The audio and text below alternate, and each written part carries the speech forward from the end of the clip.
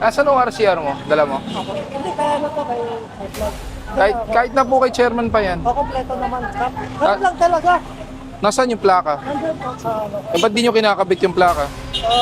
Patagal na may plaka yan, ba't naka-MB file pa rin? Dito ko sa loob. O, andyan sa loob yung plaka. Ba't di nga ikabit? Data mas lang, Kap. Tinatamad! Oo. Followers niyo po ako, Kap. Mas lalo na. Hindi ka kaya paano? Pa-video na lang. Hindi po. Nakatingin yung mga pamilya ko. Kahit na. Bakit pwede na? Kung sa barangay kayo, mas lalong dapat sumunod nga kayo eh. Bakit pwede? Rosalita, Pabawi na lang, Kap. helmet. No helmet. Helmet na lang.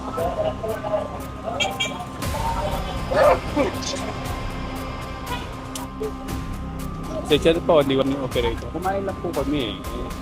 Ticket eh, ano po ba yung pwedeng ano, baka pwedeng kumain lang naman kami.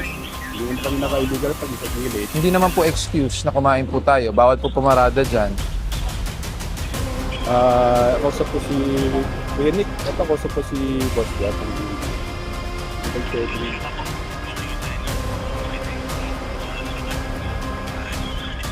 Hindi naman na to, di ba? Hindi naman boss. O, di ticket lang. Okay na po yun. Ticket lang naman. Hindi lang na to eh. Yes, sir, ang sinasabi ko. Ayaw bigay lisensya. Nagbigay.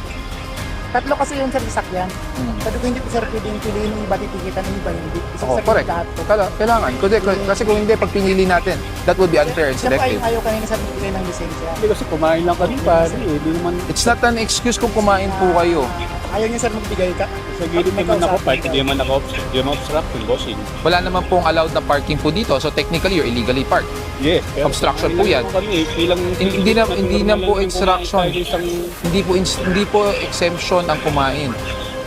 Responsibilidad natin bilang Pilipino at merong lisensya to know the traffic rules and regulations. And one is to know po sa daan. obstructing ka Sa po. gilid po kami. Ano po tawag doon? Sa gilid, hindi naman obstruct. Ano po tawag ko sa po nakalapag yung kotse nyo? Doon, sa gilid ng Hindi, daan. ano po tawag doon sa kinatutungtungan ng kotse nyo? Ano po? Ikaw sumagot. Parking. Kalsada. Kalsada. Oh, may lisensya ka, hindi mo alam na kalsada tawag doon? Sa kalsada, boss. Okay. Naman. So bawal nga po. Kaya hindi pa pinapaliwanag sa inyo, this is the second time na nag-operate kami dito, coordinated sa barangay. May reklamo po dito galing 8888 Presidential Complaint Hotline. Pangalawang beses na po to. Pero kung may permit po galing City Hall na overnight parking, may parking ano kami. Kung payagan kayo, Ay, ganun. kung bibigyan kayo. MTPB nga kaka-operate lang dito eh. So magkano po yung... Pag binigay niyo po lisensya niyo 1,000. Pag ayaw niyo po ibigay, ititicket namin sa plaka 2,000. Sige, ilan lang boss. Ganun na lang. Konsiderasyon na po yun. Imbis na tikita kayo sa plaka. Kasi considering ang protocol natin, pag dumating walang driver, plaka agad yan. Konsiderasyon na po yun, ha?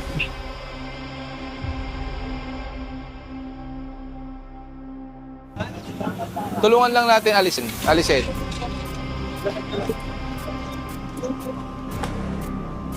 Wait lang. Paalis nyo sa kanya. Sir, asan yung ano ko? Yung alin? Center ko, sir. Ay, hindi po kami ang kumuha. Siya po ang kumuha. Oh. Huwag nyo naman po gibayin, sir. Hindi ko ginigiba. Ano lang po. Huwag nyo naman gibayin kasi lampas po ako eh. Wait lang. Kaya nga sabi ko sa'yo, ba't ka kasi umiinit agad ang ulo mo, nagagalit ka, pinapaliwanagan ka. Huminahon ka muna. Kaya nga sabi ko, wait lang, di ba? Sinabi ko sana saglit lang. Oo. Huminahon ka kasi muna. Oo nga. Ang problema kasi sa inyo, ilang araw na kayo napagsabi, alam nyo naman. Hindi po ako na-briefing kasi ano po, Gano'n ka ito talaga? na lang pong gawin natin kasi sir, para malaman mo yung totoo. Nilagay ako ni sir Okay. Kasi may mga nangyayaring krimen dito at saka may mga nagabutan ng droga rito. Kailan ka pa XO? Matagal na ako. O so dapat, so alam nyo kung may translasyon. Kaya nga nilagay ako ni chairman dito dahil may mga nangyayaring krimen dito. Minsan Okay. may mga nagabutan ng droga rito. Sabi ni chairman, diyan ka na lang muna para matigil yung mga Ano po ba to? Tindahan lang to sir. Tindahan. So dapat outpost. Dapat outpost. Hindi naman po ako pwede maglagay na outpost dito kasi pangsamantala ako nilalagay ni chairman dito. Hindi kami pwede maglagay na outpost dito kasi sa Piati ito. O yun. Yun nga, kaya nga sinasabi sa inyo, alisin natin. Oo nga, ako na lang po mag-alis. Promise ko sa inyo sir. Bukas pagbalik ko, wala na. Okay po. O, pero ito pwede ngayon na.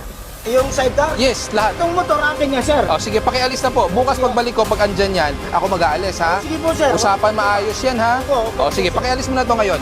Habang nandito po kami. Yung walang driver, kunin nyo na. Walang driver yan. Akin yan. Eh, kanino po ba yan? Kanino po ba yan? Hindi ko alam sir eh. Ayun, nahayaan.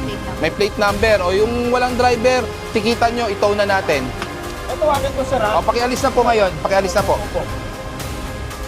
Itong mga iba, Basta ako na bumaga. ito mga to, mga kalat naman, tanggalin na namin, ha? Ay, hindi sir. Akin to. Akin. Bukas ha, pag andyan yan, ako magtatanggal. O, tikitan nyo na, tow nyo na to. Ano, tikitan na, pakuha nyo na. O, alisin mo na yung motor mo, EXO. Sir. Salamat sir ha. O, yung mga red horse nyo, pakilinis.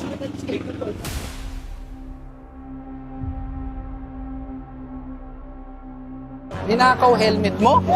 Problema mo, nakatsinelas ka pa. Wala ka bang sapatos? Alam mo ba magkano ang violation ng nutshell?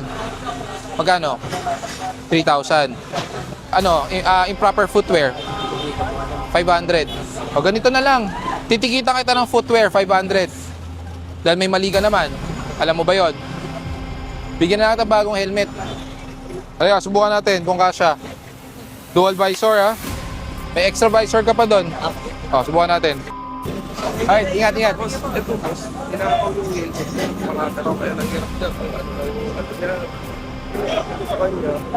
Ninakaw helmet mo?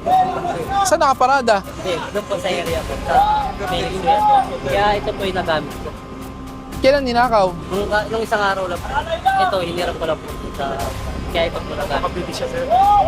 Ang problema mo, nakatsinelas ka pa. Wala ka bang sapatos? Nandun po sa warehouse.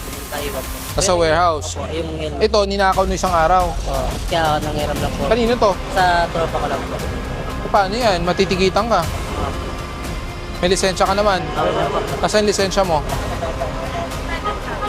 Alam mo ba magkano ang violation ng nutshell? Magkano? 3,000. Ano, improper footwear? 500. Total of 3,500. Mabigat. Ano ka? Delivery rider? JNT. Paano yan? Kailan ka makakabili ng helmet mo? Sa South po, 9. South po na. 9 sa sahod mo. O ganito na lang. Titikita kita ng footwear, 500. Dahil may mali ka naman. Alam mo ba yon? Bigyan na natin bagong helmet. Okay ba? Opo. Pahinga, kunin mo yung helmet na ano. Bigyan natin bagong helmet. Sige sir. Ninakaw kasi helmet niya. Hinirap ko lang po ito sa... Ito pa naman. Pero may ticket ka sa footwear, ha? May plaka ka ba? Second hand ko lang po nabili. Nasaan yung plaka mo? Hindi ko pa po nakakausap. Pero may ORCR ka. Pero po, O ganito. Bukas, i-check mo sa portal ng LTO.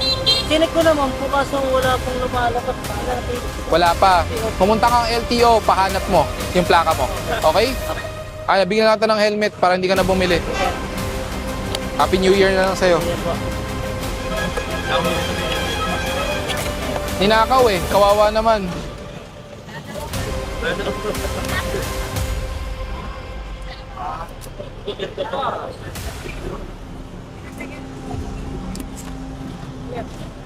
Balik mo na yan sa pinaghiraman mo ha.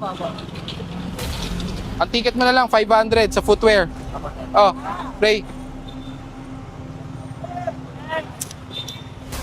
Kaya subukan natin kung kasya. Dual visor ha. May extra visor ka pa doon. Oh, subukan natin. Wow. Poging-pogi ka na. Sir ka, ba't natin siya binigyan?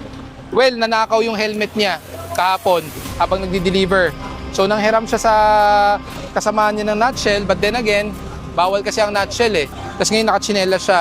So at least kahit paano matulungan man lang natin. Imbis na bumili pa siya sa sahod, ilaan na lang niya sa pamilya, bigyan natin siya ng helmet, pero may violation sa sapatos. So instead of 3,500, 500 na lang yung violation niya. Alright? Baba mo yan ha? Oo. Okay ba? Sir Gab.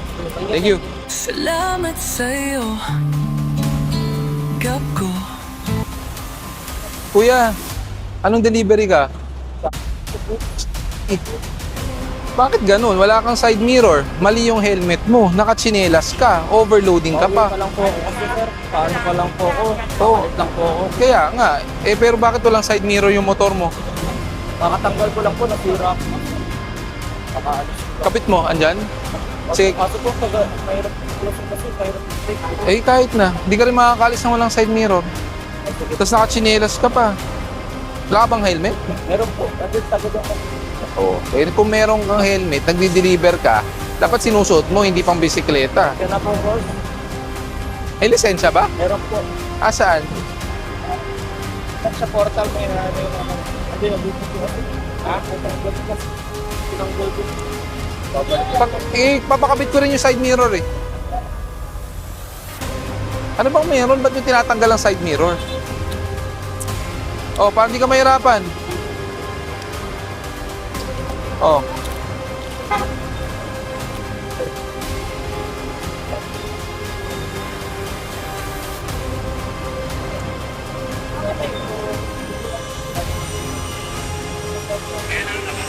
Sakay, sir, approaching dyan sa Manila, Sunlight. 10-9, 10-9.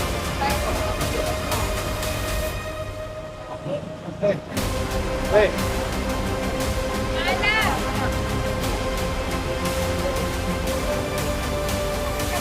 Asa yung side mirror mo?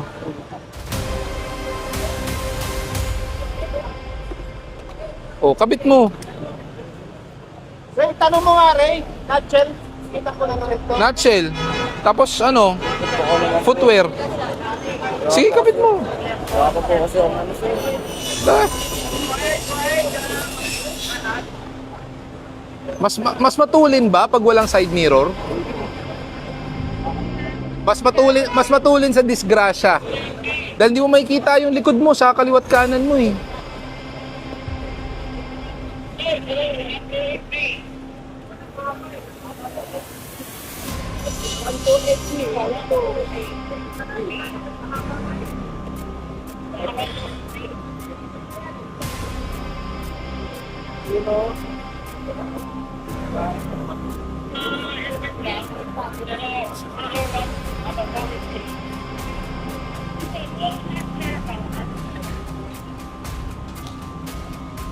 Ayos naman eh. Hindi naman sira eh. Dito na ano lang po yung tornado. Wala po kasi.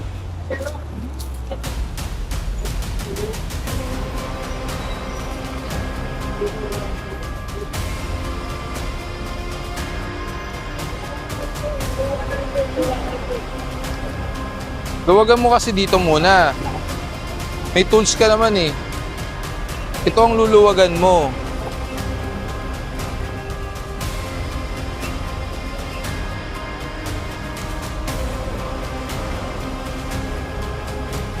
Mas matulin ata pag walang side mirror eh. Kasi yung hangin hindi daw pumapalo.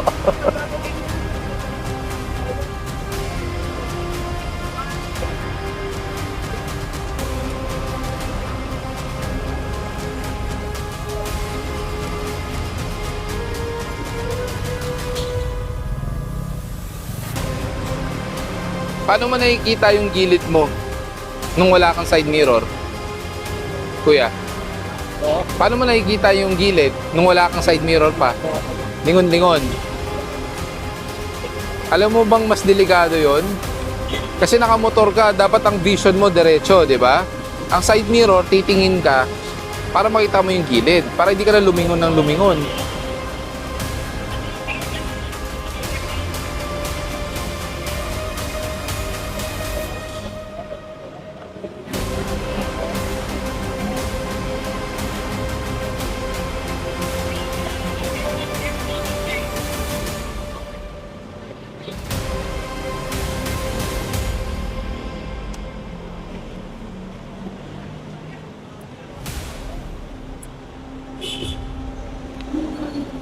O, dyan mo higpitan.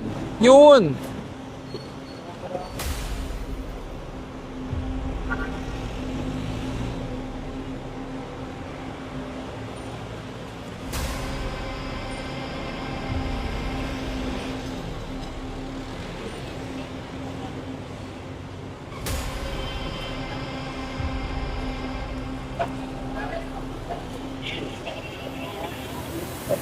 Sa susunod pa magdi-deliver ka, wag sobrang puno ha.